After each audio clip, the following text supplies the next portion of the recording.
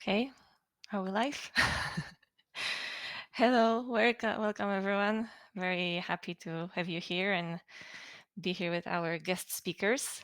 Welcome to this event of the World Space Week Spain edition, although this event is going to be in English. We are going to talk about the creation of digital products for space industry, so very interesting topic. First of all, let me just quickly introduce you what is the concept of the World Space Week, because we are doing this event as part of this global marathon, actually, of space events that is happening all around the world in these weeks of October.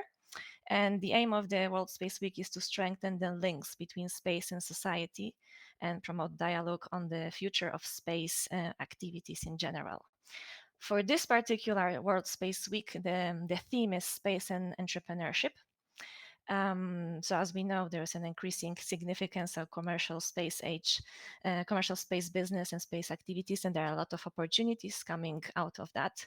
So we thought that the topic of digital transformation and digital product creation is an interesting one also in this changing landscape of the new space. This event is in collaboration and partnership with the designers in space community, which Joel and myself, who are on this call, are co-founders. Designers in Space Community, it's an initiative to advocate for the strategic use of design within space sectors. And what we're really trying to do is help to transform the space sector from within, bringing this coherent, user-centered and sustainable approach to the space industry, which is very critical for the new space activities and the evolution and the transformation of the space sector that we are witnessing. And as a community, we bring together creatives, designers that are interested in space, and space professionals who are interested and who share this interest in doing things a little bit differently. And we do events, for designers talking about space, for space professionals talking about design. So approaching from both sides. If you want to know more, you can follow us. You can follow us on Medium. We also write articles. We also publish stuff around how is it to work as a designer in the space industry. So feel free to explore that. There is a lot of materials already online as well. And yeah, you can get involved and become a member just filling a simple form. It's free. And please follow us and reach out to us if you have any questions. So the plan for today, we have a very intense agenda that's super interesting as well. We will have, after this short introduction, we will have Joel Friedman from Satellite Applications Catapult with a short presentation talking about why is it now exciting time to innovate in space. Later, I will talk a little bit as well about the design, product design and digital product design process and how we do it at RedRadix. And later, Ana Maria Curiel will present you a short presentation about GMV and agile methods and agile transformation that they are living inside of GMV. Later on, we'll have a chance to ask some questions, and there'll be a short panel as well for everyone to contribute. So please comment and ask questions in the chat. We'll be having a look at that, and we'll be answering your questions at the end. So that's it for the introduction. Now I will pass to Joel. Again, just a short introduction to all of us. Joel, Ana Maria, and now passing to Joel to present about why is it exciting time to innovate in space right now.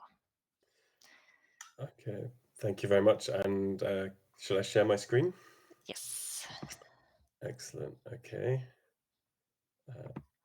Hopefully you can see this all right. Yeah. Excellent. Okay.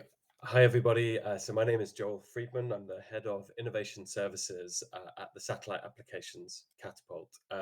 So a little bit about me. My background is product design and engineering, and I've spent the last 10 years working in the space sector, sitting between the kind of technology providers, the people developing new solutions, and the potential end user communities who could benefit from those solutions, whether that's governments or industries, that you might not think of as using space technology, and trying to help people who want to develop new solutions understand how to capture user requirements and turn those into design specifications, and importantly, to understand the right problems to solve.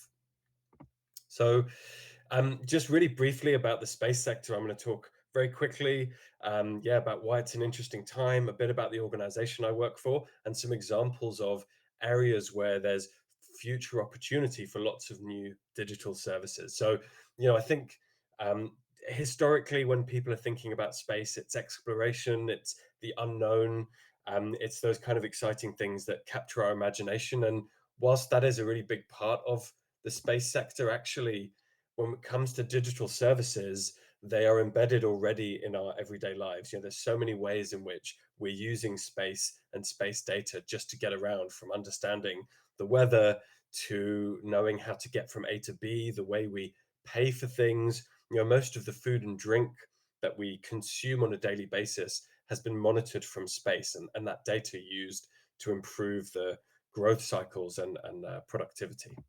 And we're in this really exciting time that some people call the third space age, where the first space age was prestige and governments and flags being planted and everyone being very proud of themselves for getting rockets into space and people. The second was more about space becoming an infrastructure where services were developed and delivered from big companies, large organizations, Sky TV, GPS, these kind of bigger services that we maybe didn't think so much about space as being a core part of them. And then this third space age has been characterized by a number of disruptions that have happened that have meant space is all of a sudden available for so many more people. So the cost of launch has come down.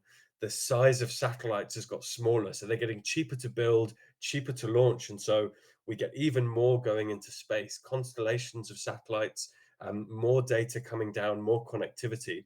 And we're able to handle and process and store data like never before. You don't need a supercomputer to host satellite data and process it. You can store it on the cloud.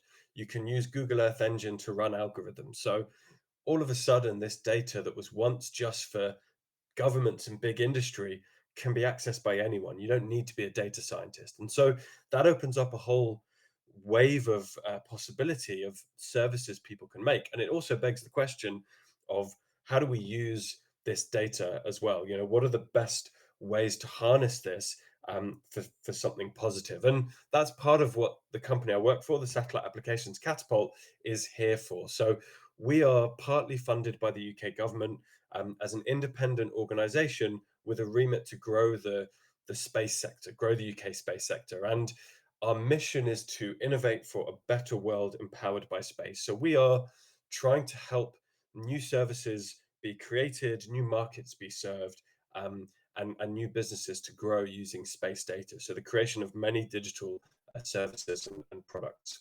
And we focus in a number of different areas. So we're focusing on sustainability, on connectivity all across the world, autonomy and enabling robotics, drones, autonomous vehicles, as well as looking beyond Earth as well, at the things we can do in the kind of space environment.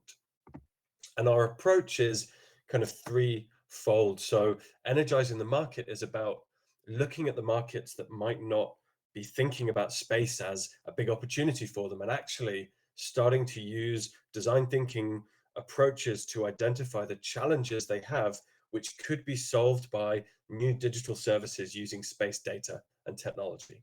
Enabling businesses is about working with people with ideas, with entrepreneurs, innovators, people who want to grow a business or a service but are unsure how to incorporate satellite technology or data, or how to, if they already have the data or the technology, how to create a kind of commercial business model around it.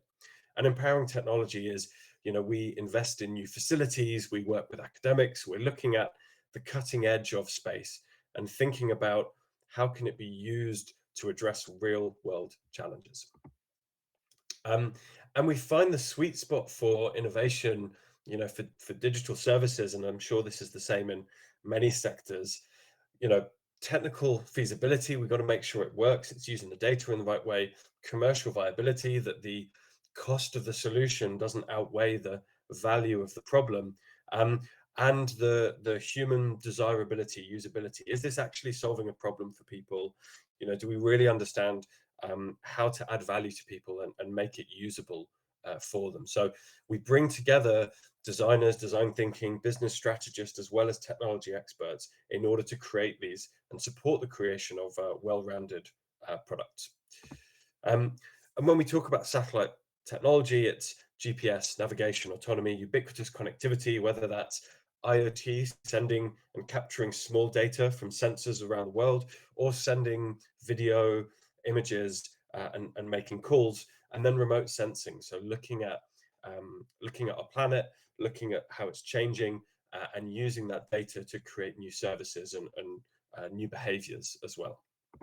So just to go through a couple of what I think are quite interesting areas for emerging services. So one is looking at the environmental impact of our activities. In this case, deforestation. So combining on the ground data with satellite data in order to create services that help us make more responsible decisions. Here, looking at our supply chains as well, where our food comes from. So the images on the right is the same spot in the Amazon in Bolivia. So looking at the rainforest 20 years apart, and you can see the difference, the changes from agricultural activity as well. So, we have the opportunity to create products and services for producers on the ground so they can monitor their own impact, but for aggregators, for supermarkets, retailers, and for end users, consumers, in order to get transparency and information on the things we buy and consume every day. Following this theme, we also have an area called spatial finance and asset level data. So this is bringing geospatial data and analysis into financial theory and practice. So combining Earth observation, remote sensing, and AI, we can transform the availability of information in our financial systems and change how risks, opportunities, and impacts are measured and managed by financial institutions. So by combining what's called foundational asset level data, like location, ownership, type of asset, like a factory or a mine, with observational asset data, like air pollution, environmental impact, land cover, we can start to create services that explore the physical risks to assets from different climate scenarios. We can conduct emissions monitoring in ways we could never achieve before all over the world.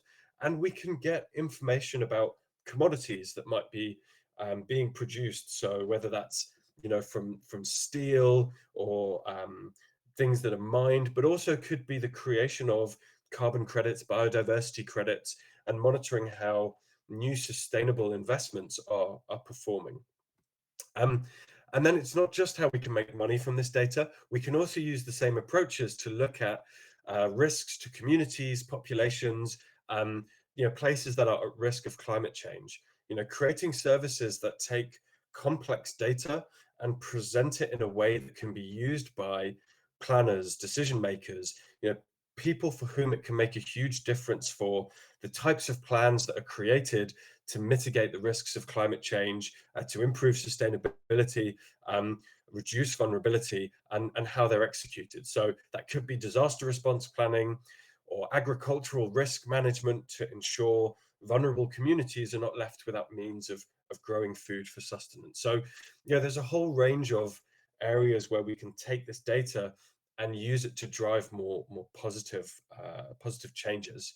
And that's just downstream. I'm not going to go into it now, but there is a whole range of upstream activities as well. We're getting more launches than ever, which means more debris that needs to be captured, more satellites that need to be maintained and serviced, and also people manufacturing in the low Earth orbit environment, people 3D printing in microgravity. So all of those things are going to need to be controlled on Earth with new types of digital services that help us understand how these processes are operating and conduct them in the most kind of safe and collaborative way possible. So hopefully that's some food for thought.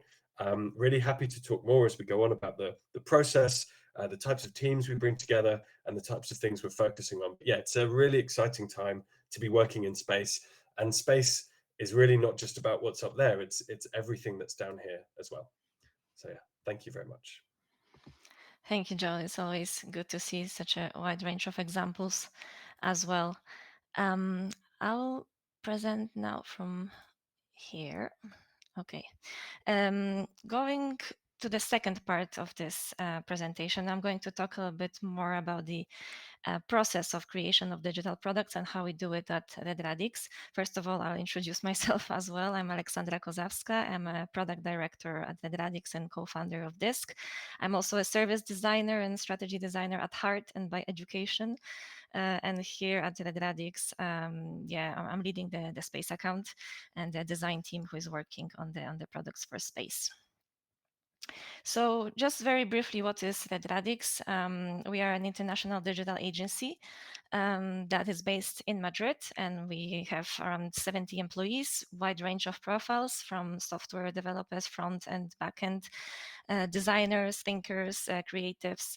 But we share this entrepreneurial spirit that we really kind of foster, and that helps us when we work with clients, whether it's a startup or a big company, to kind of help them, also think of the strategic part of their products and help them transform and thrive in this digital landscape that everyone has to be present in right now. We are specializing in tailor-made digital products. So that means that every product is slightly different. We are not only working for the space industry, but actually for many, many different sectors as well, other engineering applications. We do e-commerce as well. We are quite strong in data analytics and visualization, a lot of capabilities there. We also do this discovery labs where together with clients, we are helping them define and discover what actually they need for a product, both from technical and design perspectives. And just to give you this typical slide of clients, an overview of some clients that you can see, it's not only space, it's also other sectors. But I think it also brings the richness of the experience if you're working across the sectors as well. And what we stand for is the quality that sits in the intersection of these three things, which obviously the technological expertise that we have, the strategic approach and mindset that we apply in every project, but also simplicity understood as a way that we do not like to overcomplicate things. Life is complex enough, so we are trying to facilitate things and make the software that we make, it's very usable and user-friendly in that sense that we are always trying to create this impactful design that sits at the center of these three.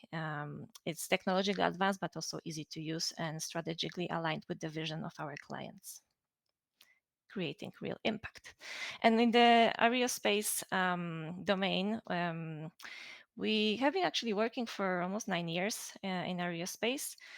And apart from this technological knowledge and expertise in front-end and web technologies, we always try to bring this user-centric approach, whereas user research, this product and process design as well into the process, which is quite new in the aerospace and the space industry in general.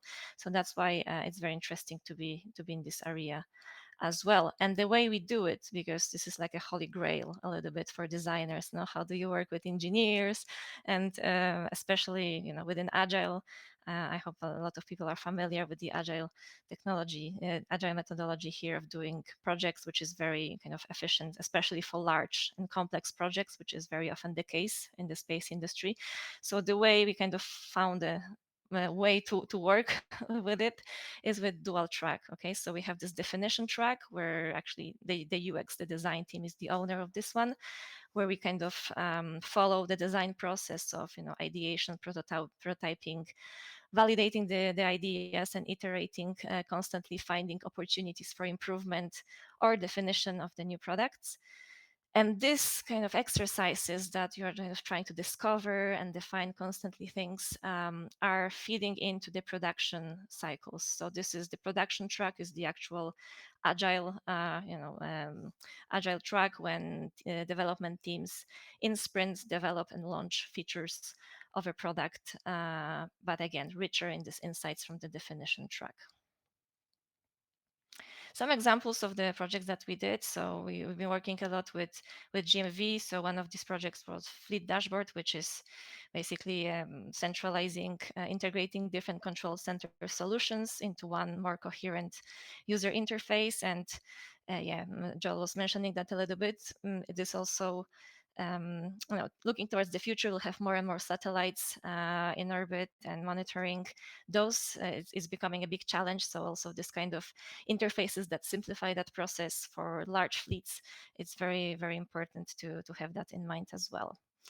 Another example of a project which particularly interesting as well was the second generation Galileo. So this is a huge project, and we were helping here to develop and kind of research the needs around the new interfaces for the operators of the ground segment. And I'm not going to go too much into details because I think Anna later will go and explain a little bit more about the project. But what I wanted to emphasize that in this project for us, it was very interesting because we had an opportunity to work directly with the operators to co-create the solution with the operators, because obviously we are not experts in operating the satellites, but this is the power of the process where we can actually co-create and use the expertise of the users to help them, build interfaces that are really bring value and are really useful and making their life easier and work more efficient in a long term. So for us, we are kind of in this area of this landscape of space sector and space businesses. I really like that graph, although it's a bit old, from 2019, so perhaps not everything is included. But the most important parts, looking long term as well, are interestingly mapped here. So we are right now with our current project more or less positioned here between satellite services and ground equipment, especially for monitoring softwares. However, we really believe that this is going to extend because, as Joel was mentioning, the space industry is expanding and growing so rapidly, and different applications will be driving different digital solutions, especially automation. We will see a lot of automated services, also digitalization of services that perhaps right now are like not even existing or doing more in a manual way in the past. So all of these things are bringing new challenges and new digital solutions and digital interfaces, like human machine interfaces, that will need to be designed at some point. And this is an opportunity space that we see not only around satellite monitoring, but also perhaps monitoring energy mining in space, but looking longer term in man robotic, in crewed robotic and robotic space exploration in the future, or even space tourism, and you name it. It's a very exciting time to be working in space industry as well, because this is very kind of expanding at the time. But of course, there are some challenges around that as well. It's not a mystery that technology is still, and used to be, and it's still quite technology driven.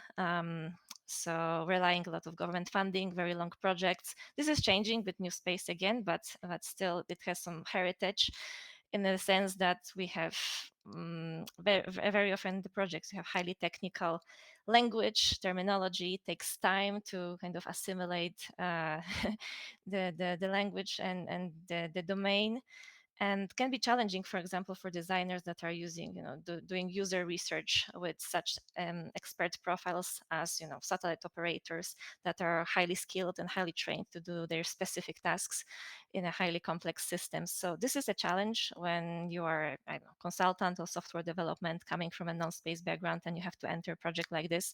But as I always repeat, you don't have to understand everything. I think we as designers have this urge to kind of try to understand everything, but in this sort of cases, often it's almost impossible. But again, this is the power that we have methodology to work together with the users, with the experts, with the stakeholders, and bring all this knowledge to the table and try to make solutions that bring the value and are more efficient, minimizing human error, because that's very often also the case when we are doing software for space. And the last is lack of still, I mean, it's changing, but still there's lack of multidisciplinarity and diversity in many space projects, where again we have mostly technical profiles, but again it starts to change, and the industry starts to realize that having this richness of profiles brings also innovation to the table, and opens up a lot of other ways to do things, perhaps a little bit differently. So I'm going to show you a short video right now, which was created by us, by RedRadix for GMV, as an illustration of the process that we went through for the project that I mentioned to you, so Galileo second generation. And in there, we just try to explain the process, the phases. So exploration, co-creation with the operators, doing the mock-ups, the prototypes of the solution, and finally testing. So with real code, low fidelity, we were trying to test different solutions that we were proposing to make sure they make sense and they can work. And in the end, what we are trying to do really is to create a unified operator experience, for the new way how operations are going to be done. So this is again a short video. I hope you can enjoy it, and we can proceed later with the rest of the presentation.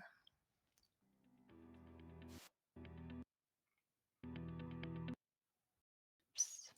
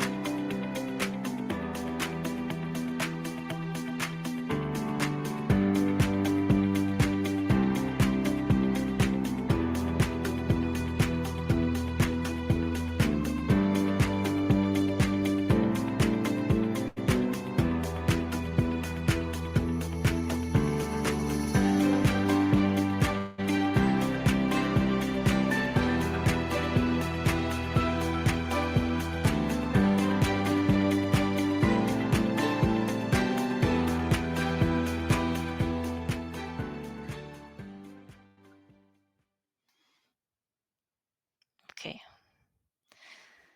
So thank you. And I will pass now to Anna, who will talk a little bit more about GMV and how they implement agile processes in the organization. Thank you. Thank you very much. So I will just take the screen, 1 second.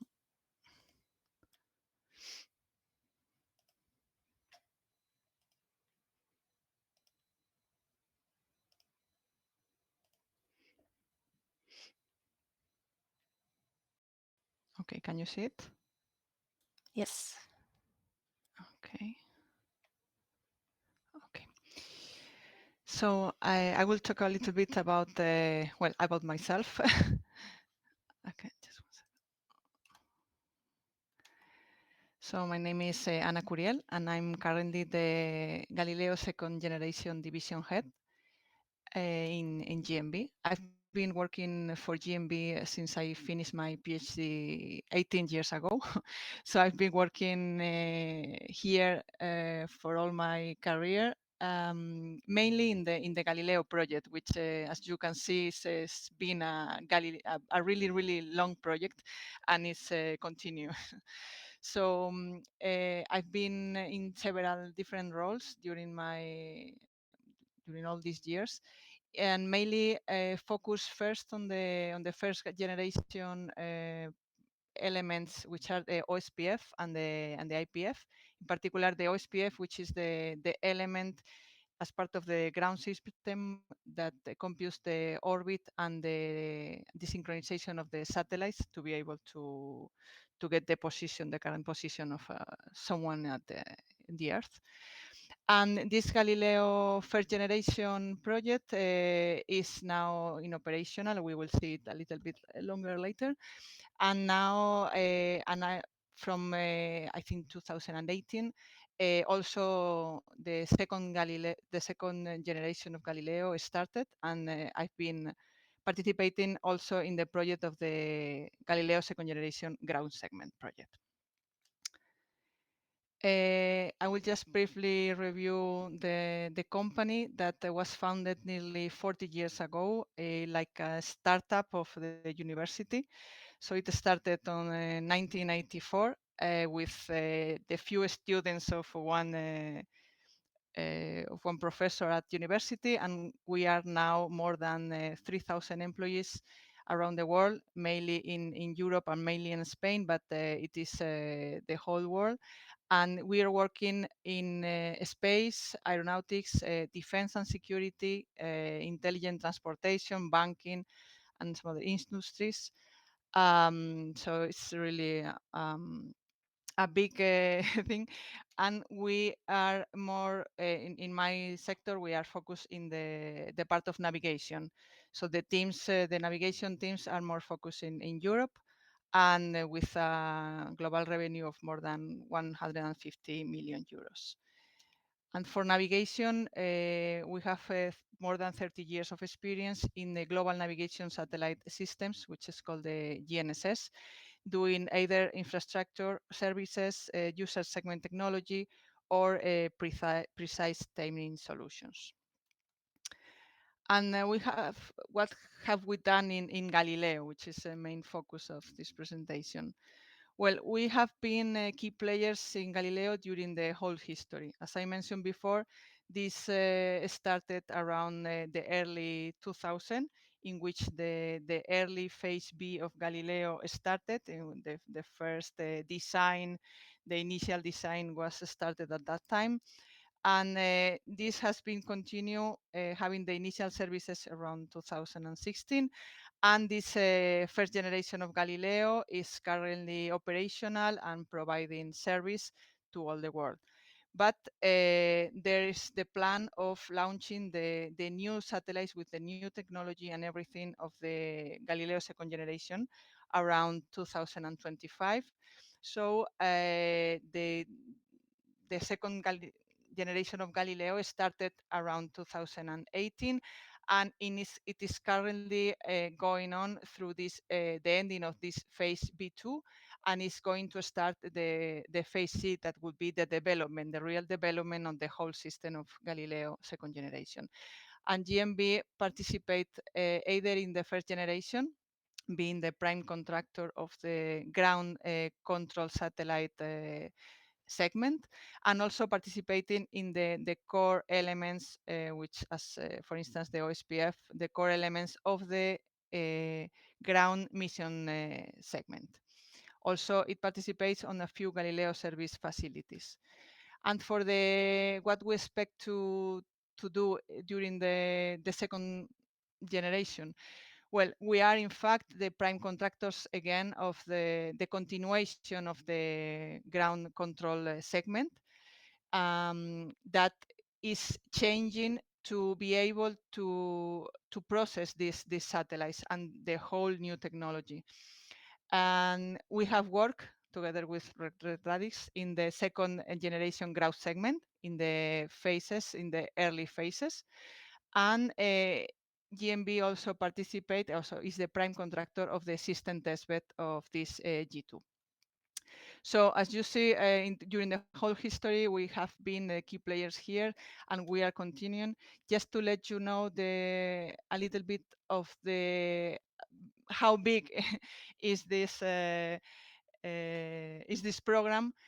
There is the satellite segment, but also in the ground control segments, there are two. This is the ground control satellite, which has several stations and ULS to contact with the satellites around the world. This is one of the, well, out of four largest Galileo contracts. And this is only talking about the Galileo control segment, but there is also the Galileo mission segment. And why I mention these two, because they are really huge, and the idea is in the Galileo second generation ground segment to mix both of them. So this is really becoming the second generation ground segment will be the merge of these two, which is really a huge program. So it's taking, so it's forcing us to focus on really big challenges for this. Some of them that we can mention is SAFE. So we are starting to work in a scale agile framework, which is called SAFE. We are trying to boost the time to market to reduce it to the minimum. We are trying to include security, the main important requirements for security into the continuous development and operations. We were trying to work and include the built-in quality in the process, include as much as possible automation, of course, the homogeneous UI and UX, as you mentioned. And also, we're working hard on trying to include Agile into the authorization to operate. So with all these challenges in mind and looking at this really huge program for the development, what ISA provided us is the first step, which was called the incubator. So during the last phase, we had the challenge of working in the G2G ground segment incubator. And what we performed here was that we managed to get a scale agile framework to work in this program, which has a really complex structure. We evolved many old-fashioned concepts to be able to largely reduce the time to market. We improved the efficiency of operations and also reduce the cost of operations through automation. So these are a few of the main challenges that we are seeing in front of us, and just looking for the next steps of this Galileo second generation ground segment. Thank you. Thank you, Anna, for giving the context to the project as well. It's a huge project indeed, and also lasts very long. So it's always interesting to see the evolution of such digital products that are extended over time. Just I'll share my screen here with our speakers.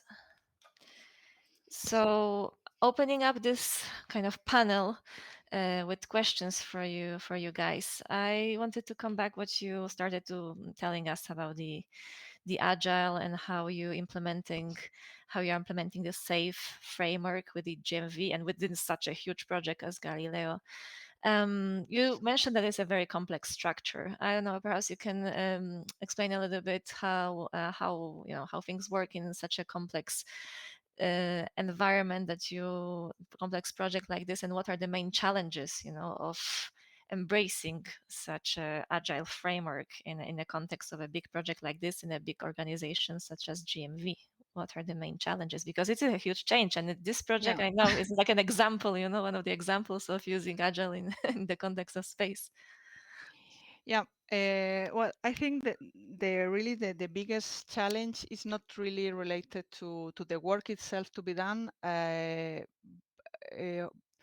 or the process modification, but the biggest change is on the changing the mindset of everyone at all levels, because you need to change your mind and try to adopt the so-called the lean agile way of thinking. So what this means that you try to focus on delivering value in a continuous way. So it's important to add value to the process and be able to deliver it continuously, because at the beginning we were more focused on having some fixed things, requirements, everything at the beginning, and this was not moved. And at the end, we have a particular schedule also at the beginning, and we need to deliver everything uh, with these requirements that were set a long time ago, because in these huge programs, it's not a program of 2 months, it's years and years. So the requirements at the beginning and the needs at the end may differ a lot. So just to include value to in a continuous way, this is something important, and this is a change of mind. So you are changing the requirement that I put at the beginning. So it's something that is need. Also to facilitate the collaboration among the different teams and include the stakeholders and the information from outside. So it included in the process. To be open to the change during the whole process, and also to focus on the planning and execution based on clear objectives, not just to base it on the schedule that it was fixed or in the requirements, because what is really need is to focus on the objective, and if something has changed, you need to adapt the objective or adapt everything to that, to be able to have something useful at the end. So these points maybe seem natural, but it's not really easy to modify the like the old way of thinking, no? In particular, in very long and big programs like this. And then is that it could happen, and it really happens, that during the project some of the needs and the are changed, and but as everything was fixed at the beginning, there is no possible modification or not feedback received during the process. So at the end, the thing is that you deliver something that is not really fitting anymore the real needs or the current needs. Yeah. So this is more. Yeah, that's very important on the kind of ceremonies as well, the communication, because again, it's such a huge project. As I mentioned, it's impossible to understand everything. So teams really need to communicate well, and yeah, this is a big challenge as well. Thank you, Anna, and maybe coming to Joel. I know that Catapult very often is working perhaps on shorter project or entering more as a facilitator or consultant in many of the projects, perhaps more in the beginning definition phase. No, so I don't know, guys, if you are working also with Agile, what are the methodologies that are using or you're adapting to each client? Because here we mentioned Agile, but there are so many ways that you can deal with the creation of digital products with the process as well. So can you tell a little bit more about the process that you are following at Catapult? Yeah. So I think you mentioned before about taking a user-centered approach to it, and that I think that's core to any kind of bit of digital development that we're supporting. And like you say, the nature of our organization is, we're not here to run digital services or create them for ourselves. We're here to help other organizations create them. So, one of the first things we do is kind of challenge the brief a little bit, and start with user requirement capture, start with trying to understand the context, all of the stuff that you showed in your presentation, and make sure we're finding a way to then present that to the teams that are going to be building and developing these products that will fit into their kind of development process. And we had a bit of a journey to understand, how do we create requirements for agile methodology? We have people who are experts in user-centered design. They make user profiles and journeys and these very beautiful outputs that help you to understand the context of of a it's the scenario, the problem you're solving, but actually there's a very specific format that Agile needs to take, user stories and the epics and themes, and so we had to learn how to. Oops. Drop. Yeah, but I guess this also translation of design, design work and design research that we are doing with the users to fit into their agile requirements is what Joel was referring to, which is also so very very important. Let's see if Joel manages to come back to us. In the meantime, I will go back to you, Anna, and ask you about a question which perhaps a lot of people are asking as well, because we know that in space there are quite many strict regulations and requirements and security requirements, and everything is very kind of set. As you said, sometimes at the beginning of the project you have very set requirements, and later they can change in time. Historically it was challenged, but right now it's a bit changing. So maybe you can, before we come back to Joel, if he joins, we can comment a little bit on that, how we are dealing with the strict security requirements that can be followed, that has to be followed. And, at the same time, this kind of urge and need to innovate. Is it sort of like a blocker for you, or is it more like, okay, a challenge that we have to attack and it motivates us to think differently about certain things? It's not really a blocker, even if they are not really easy to manage, but we are trying to address them in an innovative way by including them in the same way and processes as any other. But of course, taking into account the restrictions that appear when we talk of regulations and security, which, for instance, is not possible to talk in open. So we need particular technologies or people traveling to work in the restricted area, everything like that. But even with that, one of the main important things that are needed is the continuous delivery, as I mentioned. So what we are trying is to include this security, as these processes are critical, into the already called DevOps. No, so now what we include is the DevSecOps. And also another important thing is to try to reduce the time to market, because in the past, one of the lessons learned was that it is really hard to be able to launch everything and to operate a release, for instance.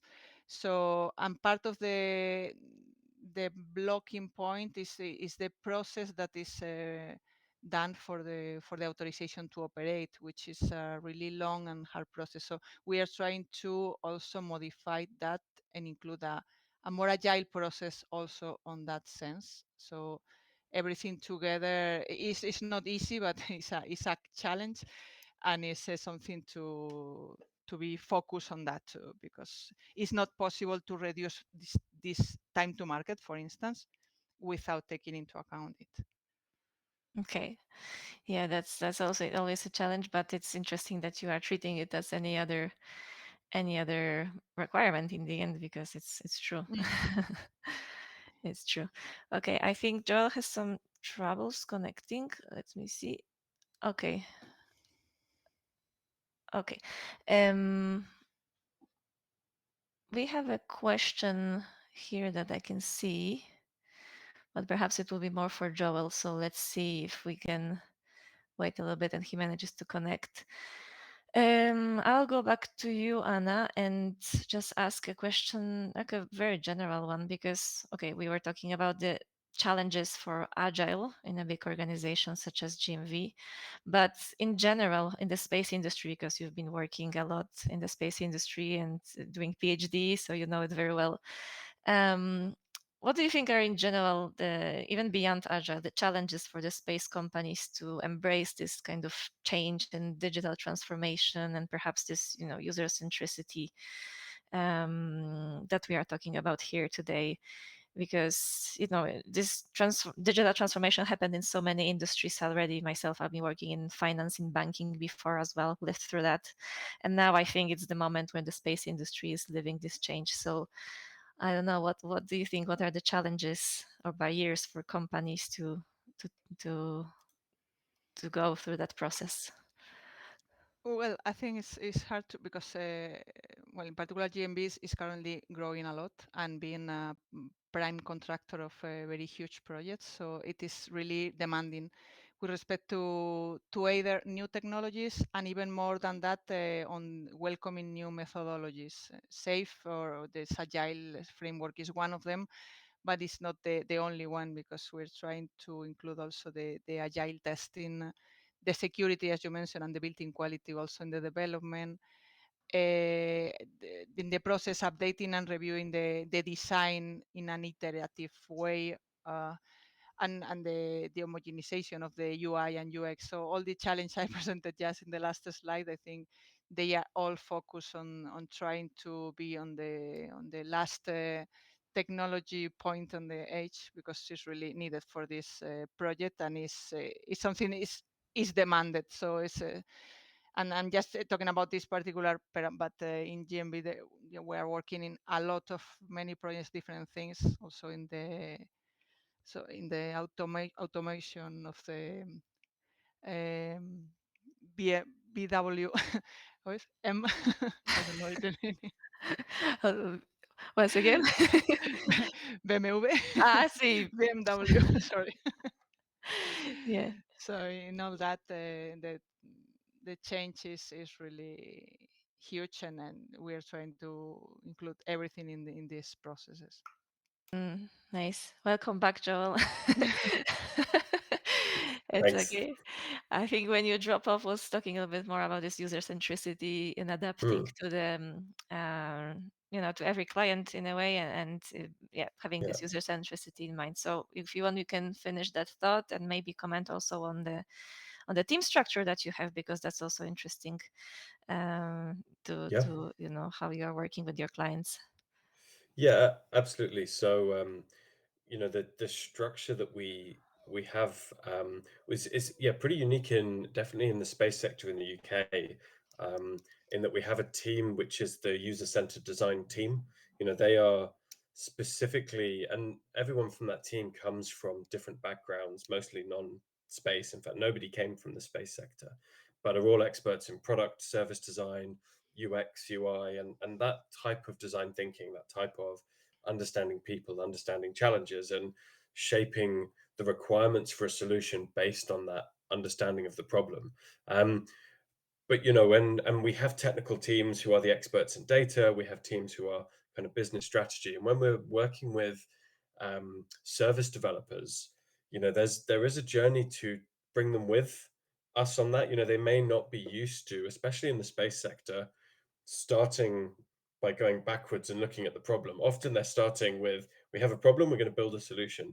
What they're not expecting is for you to say, okay, let's just make sure you really understand that problem first. And so, we've done research trips, user interviews, where we bring, bring our clients with us so that we're not just providing them a report or providing them user stories, but they really understand the context of why they're building something. And I think, if you do understand your customers, if you do understand the challenges, actually it's a lot easier to be agile and responsive and flexible, because you're not just building functionality that you were told to, you're trying to create an experience or solve a problem for people. And actually there are multiple ways of doing that, and I think that's an interesting thing for people to embrace. So we have these different teams that come together on different projects, working with clients at different stages of development and different levels of practice when it comes to agile or more kind of traditional methods. Mm. That's interesting, and I think it relates to the question that I see here, that Mate has posted. So it's both for it says it's both for Anna and Joel, but perhaps a little bit more for Joel. Did you ever find yourself having in mind a different direction or idea than the client within the project? So, for example, the client has a strategy A, but you believe the strategy B would be a better approach. What do you do? How do you approach that? Yeah, yeah. We have. I mean, we use an evidence-based approach, and we will show them why we think it's a certain way. Why it has to be different. And we have challenges when we have a funding.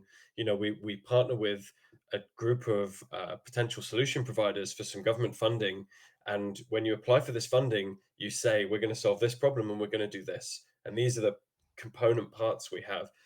And then you do the research and you realize you didn't understand the problem, and actually the things you thought were valuable were not necessarily valuable. And then you maybe have partners in the consortium who actually are providing a piece that may no longer be needed as well. So all of that requires quite kind of adult discussion.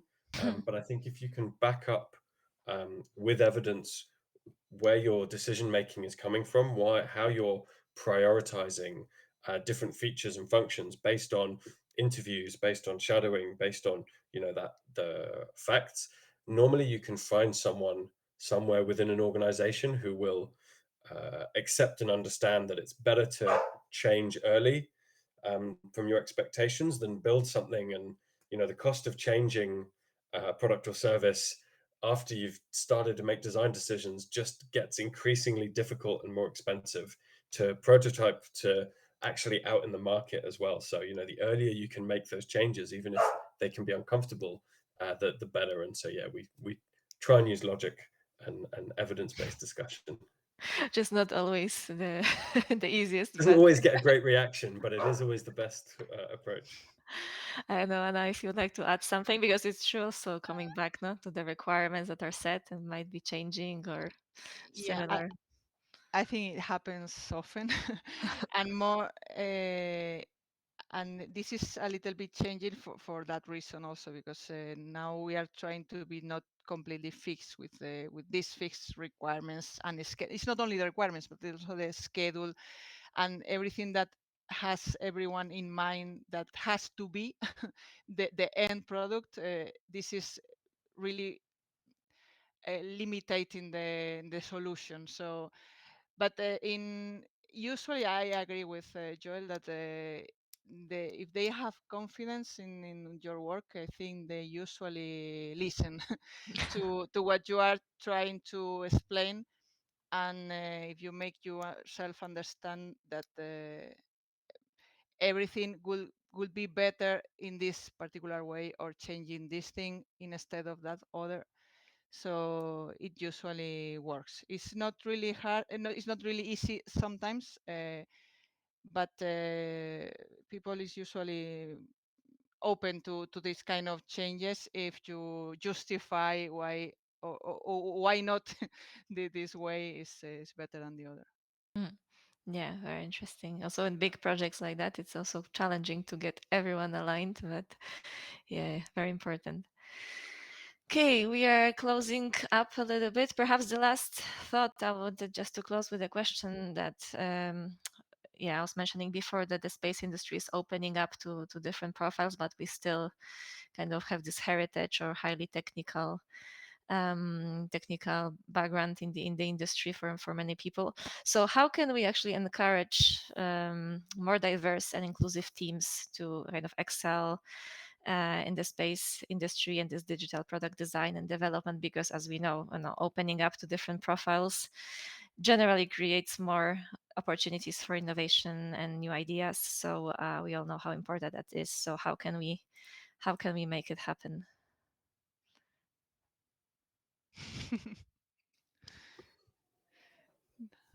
Whoever This is first. the Hard Yeah, so who question. wants to take it first?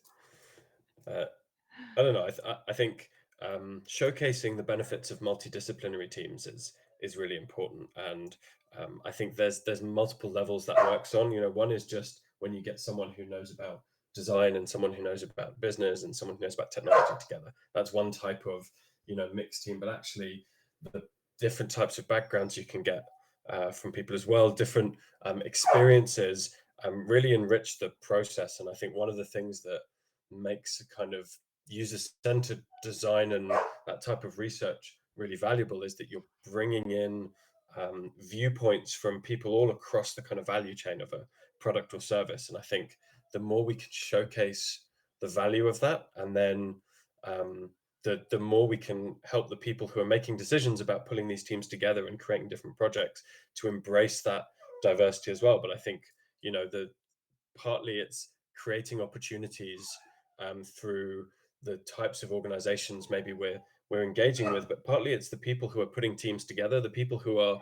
writing bids and proposals and thinking about growing services, to actively take that step to broaden the pool that they are drawing from as well. Okay, thank you. I don't know, Anna, if you would like to add a sentence or one. We have just one more question. Perhaps we can just finish. Because we are running out of time, but I think it's also interesting. So there's a question from Gianmarco on LinkedIn. The design consulting work you do is very important for startups too. It's true that we are talking more about bigger companies. However, this kind of clients often have difficulties finding resources to get consulting services. How do you get to work with startups in the space sector, and how do you overcome that resource challenge? But I don't know, Joel, if you wanna, because you work more with startups, I guess, as well. Yeah, I mean, we look for opportunities where there is funding, business support funding available, and we try and create them as well. We recognize exactly that challenge, that there isn't always the resources for startups to access this. So we have tried to make sure we create it, working with the UK Space Agency, with ESA, with the organizations in the UK, Innovate UK, who are funding innovation to create these programs that bring together the right expertise. But it is difficult as well. And the other way is to find areas where you want to create change and find bigger organizations who have a vested interest in driving change, to put money into the creation of innovation programs that will support startups with new ideas. And part of the support in those innovation programs includes design, technical, business, kind of wrapped up in that as well. So if you can find the altruistic or the people who will benefit from problems being solved, they might invest money. Otherwise, it's about trying to shape the innovation ecosystems of different countries and regions. Yeah. I think in particular now things are more or less changing also on that part, because I think there are requirements when you are making a proposal for a huge program, like for instance Galileo, but others. Coming from ESA, you have some requirements to include in the consortium some small medium enterprise, so SME. So on that part, I think they are starting to be more covered on this sense, because part of a percentage of the procurement needs to go to these kind of startups and That's small. good. It's like a top-down Yeah. approach as well to that. Mm. Okay, that's interesting. Okay, I think we are over time now. So thank you very much for this super interesting discussion. Thank you everyone for watching and for your time. I hope we'll continue the conversations as well in different spaces, and perhaps next World Space Week as well. So again, thank you very much for all the insights, all the presentations, and all the questions. Yeah, hopefully to see you soon, and have a good evening and afternoon. Thank you very much, Joel. Thank you, Anna. Thank you Thank very you. much. Okay. Bye bye. Bye bye. Thank Bye. you.